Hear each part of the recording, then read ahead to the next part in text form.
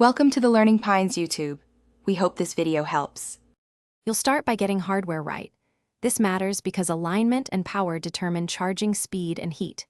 First, place the Kai pad on a flat surface and plug it into a rated adapter. 9V/2A or a quality 5V/2A works. Next, remove thick or metal cases and keep the back of the phone clean. Once done, position the phone with its camera module centered over the pad. Small adjustments find the charging coil, and you'll see the charging indicator light up. Now focus on proper alignment and monitoring because coil overlap affects current. Lay the phone down, then slide it inch by inch until the on-screen icon or pad LED confirms charging. If the phone gets warm, lift it briefly. Thermal throttling reduces rate to protect battery. Make sure you're not stacking other objects on the pad and keep the area ventilated.